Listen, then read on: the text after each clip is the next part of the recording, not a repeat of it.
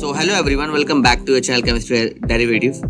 I'm back with another video. So in the video we are going to discuss about JAC Delhi counselling. इस video में हम complete detail देखेंगे JAC Delhi के बारे में, मतलब जैक दिल्ली के अंदर कौन कौन से कॉलेज पार्टिसिपेट करते हैं, उन रिस्पेक्टिव कॉलेजेस में कितनी सीट्स निकलती है, मतलब सीट मैट्रिक्स के ऊपर डिस्कशन करेंगे. हम देखेंगे कि रिजर्वेशन कौन कौन से बेसिस पे मिलता है. Suppose your state of eligibility is Delhi, so उसके बेस पे आपको कितना रिजर्वेशन मिलेगा और आपकी कास्ट के बेस पे कितना रिजर्वेशन मिलेगा, एवरीथिंग. और at the end we are going to discuss about the most important section, that is important dates. Deadline क्या क्या है, मतलब कब शुरू होगा जैक काउंसलिंग और कब खत्म हुआ. ठीक है, so let's start the video. सबसे पहले आपको दिख रहा होगा ये ऑल अबाउट जैक काउंसलिंग, और डेफिनेटली सब कुछ बताऊंगा मैं जैक काउंसलिंग के ऊपर. और एट द एंड अगर आपको ये वीडियो ठीक लगे, पसंद आए, तो then please subscribe the channel.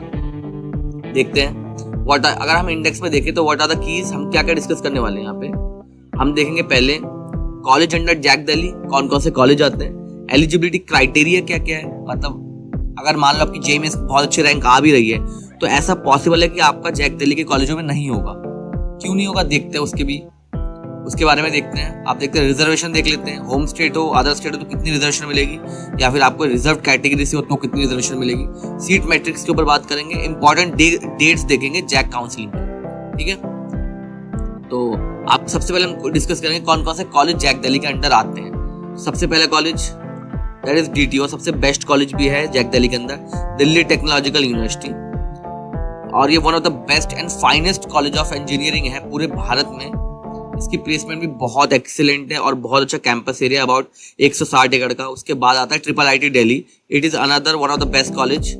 NSUT बहुत अच्छा कॉलेज है. DSU अभी थोड़ा नया है, सो मैं इसके बारे में कुछ नहीं बोलूंगा, लेकिन ये भी काफी अच्छा कॉलेज ही है. फिर अब आता है, ये भी बहुत अच्छा कॉलेज है, IGDTUW, राइट, ये भी बहुत अच्छा कॉलेज के अंदर आता है. ठीक है ना. अब हम डिस्कस करेंगे रिजर्वेशन क्राइटेरिया के ऊपर. सपोज आपका होम स्टेट दिल्ली है, ठीक है, तो आपको डेफिनेटली 85% रिजर्वेशन मिलेगा सीट्स पे. ठीक है, तो क्योंकि 85% सीट्स जो हैं वो दिल्ली कैंडिडेट के लिए रिजर्व्ड है. अब देख लेते हैं कि दिल्ली रीजन का मतलब क्या है, दिल्ली रीजन का मतलब क्या है. आप दिल्ली कैंडिडेट कैसे बनोगे. देखो, अगर आप दिल्ली में आपका घर है, suppose you have a home in Delhi, इसका मतलब ये नहीं है कि आप दिल्ली कैंडिडेट हो, समझ गए. बस घर होने से आपका नहीं होगा, आपका रेजिडेंस होने से दिल्ली कैंडिडेट आप नहीं बनोगे. आपने अगर 11th और 12th दिल्ली से करी है, then you are eligible to take benefit of 85% reservation criteria. समझ रहे हो, तब आपको 85% रिजर्वेशन क्राइटेरिया का बेनिफिट मिलेगा अगर आपने अपनी 11th एंड 12th दिल्ली से करी है. ठीक है ना. और अगर आपने अपनी 11th एंड 12th दिल्ली से नहीं करी है तो बस 15% सीटें हैं अदर स्टेट वालों के लिए. आप देख लो यहाँ पे डिटेल में लिखा हुआ है. Let me choose the marker. Okay, इधर देखो, a candidate passing the qualifying examination from the recognised school and college institute located outside the Delhi national capital of territory. मतलब जो लोगों ने अपना 11th 12th अपनी जो पढ़ाई है वो दिल्ली से बाहर की है, वो आउटसाइड दिल्ली के अंदर आएंगे. और जिन्होंने located with in national capital territory of Delhi, उनको वो दिल्ली रीजन के कैंडिडेट मानेंगे. ठीक है, तो उनको 85% का क्राइटेरिया मिलेगा, रिजर्वेशन क्राइटेरिया मिलेगा. मान लो आप शेड्यूल कास्ट हो तो आपका 15% का क्राइटेरिया मिलेगा.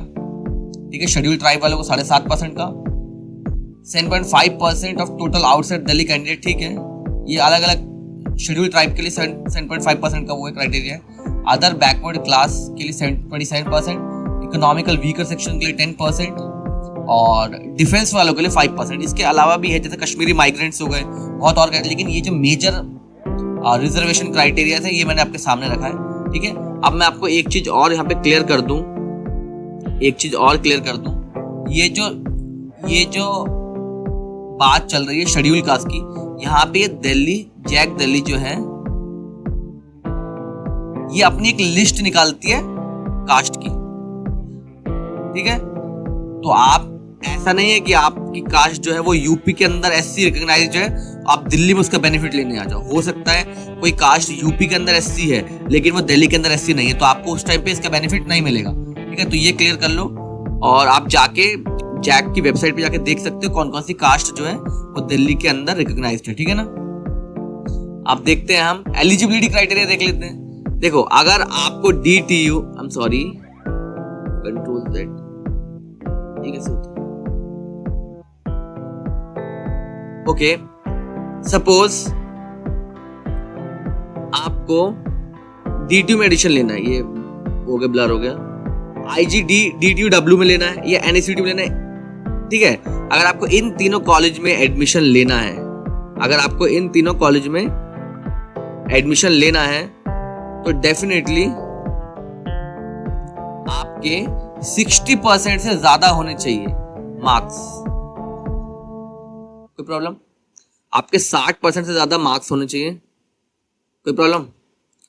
और अगर आपको IIIT में एडमिशन लेना है, suppose you want to take admission in IIIT, तो आपके 70% मार्क्स से ज्यादा होना चाहिए। इवन मेरा एक दोस्त भी यहाँ पे पढ़ता है, तो उससे मैंने बात की है। सो IIIT के थोड़े अलग क्राइटेरिया हैं, बाकी कॉलेजेस 60% पे अलाउ करते हैं, बट IIIT 70% पे अलाउ, इवन पहले ये 80% पे अलाउ करती थी, लेकिन अभी 70% क्राइटेरिया कर दिया इन्होंने।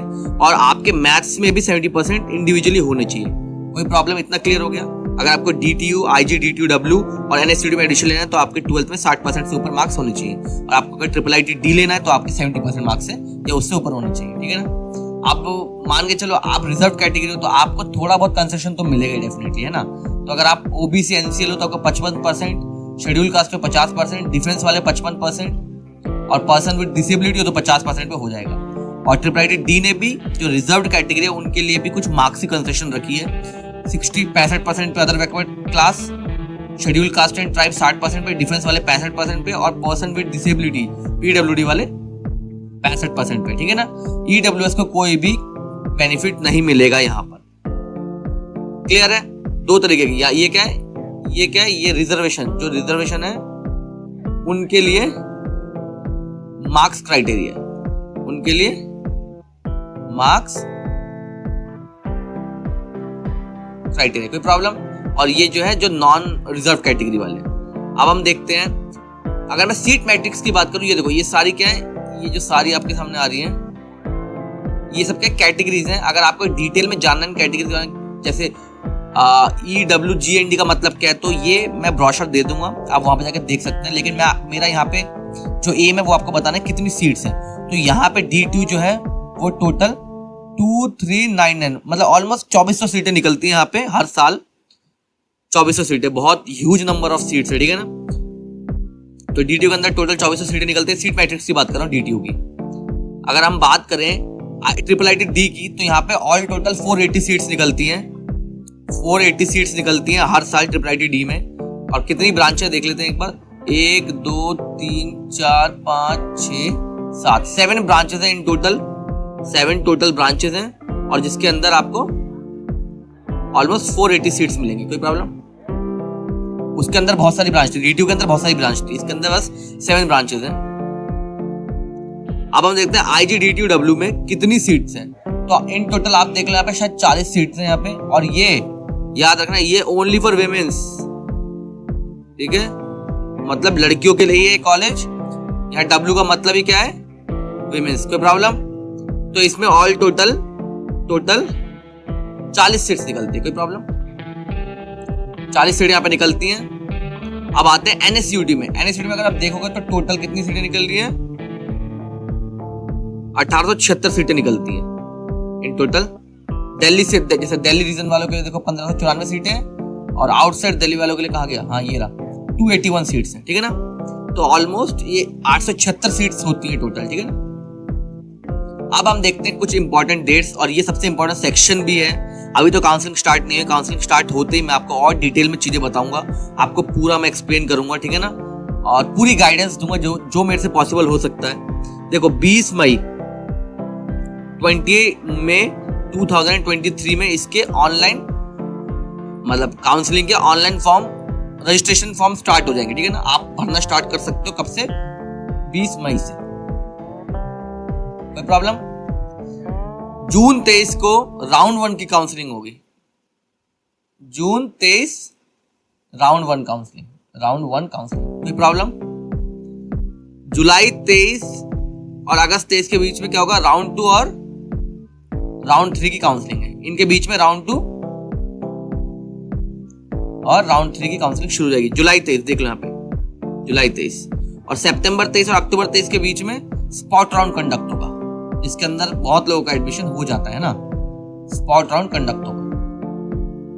ये इंपॉर्टेंट डेट्स आपको बिल्कुल भी स्किप नहीं करनी है, आपको इसको ध्यान रखना है। कहीं कॉपी पे लिख लो और अपने फोन के बैक साइड पे या फिर कहीं पर रख लो, भूलना मत, क्योंकि ऐसा कई बार हुआ है कि लोग भूल जाते हैं, पूरी मैथ करते हैं और इस बीच में वो इंपॉर्टेंट डेट्स ही भूल जाते हैं। तो आपको ये तो स्किप नहीं करना है, ठीक है। और अगर आप अभी भी वीडियो को देख रहे हो then thank you so much for watching, and if you are new in the video then please subscribe the channel and share with your friends.